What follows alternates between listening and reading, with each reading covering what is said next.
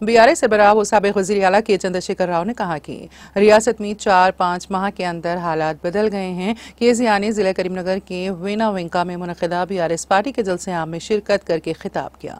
इस मौके पर उन्होंने रियासत में बरसर इख्तिदार कांग्रेस की हुकूमत पर बरहमी का इजहार किया। उन्होंने कहा कि गुज़िश्ता 9 साल से आने वाली बिजली क्यों नहीं आ रही, ये चलने वाला रास्ता ही है। आपको खुदालियों से नए बाउलियों की खुदाई करना तो नहीं है, कोई धूल हटाने वाला नहीं है।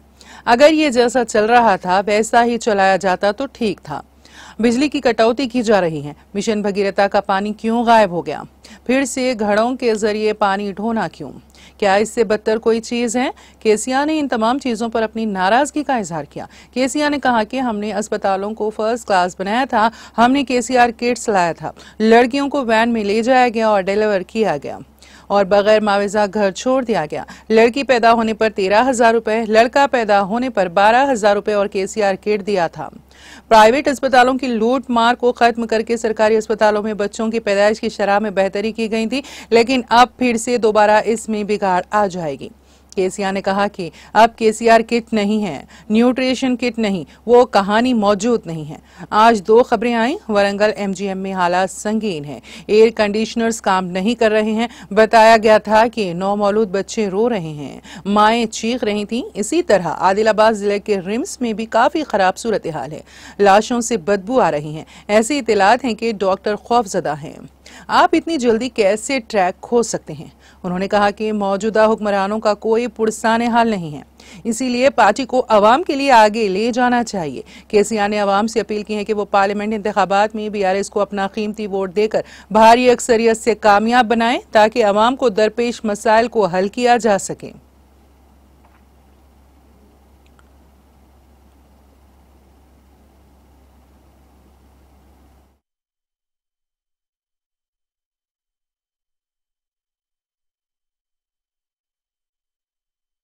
రోజుకు 5-6 సార్లు ట్రిప్ అవుతున్నది. వాళ్ళ మధ్యలో ప్రాసెస్లో పని ఆగిపోయి వాళ్ళు పెదవిరుస్తున్నారు.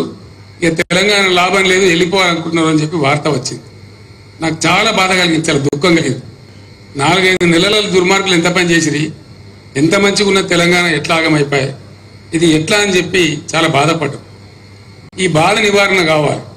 నేను మీ అందరినీ ప్రార్థించేది ఒకటే, 2001లో తెలంగాణ జెండా ఎత్తినాడు హుజురాబాద్ గడ్డ ఆనాడు పెద్ద నాయకులు లేకపోయినా బ్రహ్మాండంగా జడ్పీటీసీలు ఎంపీపీలు గెలిపించిన గడ్డ హుజురాబాద్ గడ్డ 2001లోనే. దాని ఫలితమే మనకు తెలంగాణ వచ్చింది, బ్రహ్మాండంగా ఉన్నాం. తెలంగాణ ఉద్యమం అయిపోలే, ఇంకా ఉన్నది. తెలంగాణ పునర్నిర్మాణ ప్రక్రియ కూడా ఇంకా ముందుకున్నది, మన బాధ్యత అయిపోలే. అందుకోసం దయచేసి నేను మీ అందరినీ కోరేది ఒకటే, ఒకటే మాట చెప్తాను మీకు. నేను ఇంత జల్దీ 4-5 నెలల్లోనే ప్రజల నుంచి ఇంత వ్యతిరేకత కొనుక్కున్న ఈ ప్రభుత్వం కొసముట్టే ప్రభుత్వం కాదు. రెండవది, 100% నేను మీకు చెప్తా ఉన్నా, మీరు నా మాట మీద విశ్వాసం ఉంచండి. మళ్ళీ బ్రహ్మాండంగా ఎప్పుడు అసెంబ్లీ ఎలక్షన్ వచ్చినది, మధ్యలో వచ్చినా కొసకొచ్చినా ఎప్పుడు వచ్చినా ఖచ్చితంగా మళ్ళీ మన గవర్నమెంటే వస్తుంది. దాంట్లో ఎవరికి కూడా అనుమానం అవసరం లేదు, 100% వస్తుంది. మనం పనిచేసేది బాకీ ఉన్నది, ఇంకా చాలా మంచి జరగాల్సిన అవసరం ఉన్నది.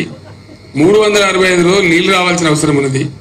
నాకు 2 విషయాలు మీరు మామూలుగా చిన్న ముచ్చట, 9 ఏళ్ళు బ్రహ్మాండంగా వచ్చిన కరెంటు ఎందుకు వస్తలేదు? నడిచిన తోవే కదా. మీరు కొత్తగా గడపార్లు పడి తవ్వేది లేదు, బాయిలు తవ్వేది లేదు, పుడికలు తీసేది లేదు. నడిచినట్టు నడిపితే అయిపోయింది కదా, వస్తలేదు కదా, కోతాడు కదా, కోతలు పడుతున్నాయి కదా. మంచినీళ్ళు ఎందుకు మాయమైన నాకు అర్థం కాదు.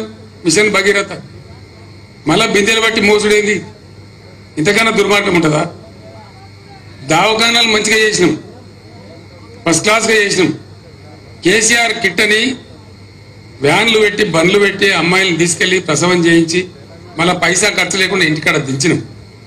వాళ్ళ చేతిలో ఆడపిల్ల పుడితే 13,000 పెట్టి, మగపిల్లవాడు పుడితే 12,000 పెట్టి బ్రహ్మాండంగా ఓ కేసీఆర్ కిట్ ఇచ్చి వాళ్ళని ఆదుకున్నాం. ప్రైవేట్ దోపిడీ బంద్ అయిపోయి గవర్నమెంట్ దవాఖానాల ప్రసవాలు బాగా అయినాయి. మళ్ళీ ఇప్పుడు తారుమారు అయిపోయి కింది మీద అయిపోతా ఉంది.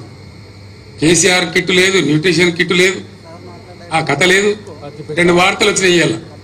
వరంగల్ ఎంజీఎంలో దుర్భరమైన పరిస్థితుల్లో ఎయిర్ కండిషన్లు పనిచేస్తలేవు, కొత్తగా పుట్టే చిన్నపిల్లలు ఎండకు అల్లాడుతున్నారని ఆ తల్లులు మోసపడుతున్నారని చెప్పి పేపర్లో వార్త వచ్చింది.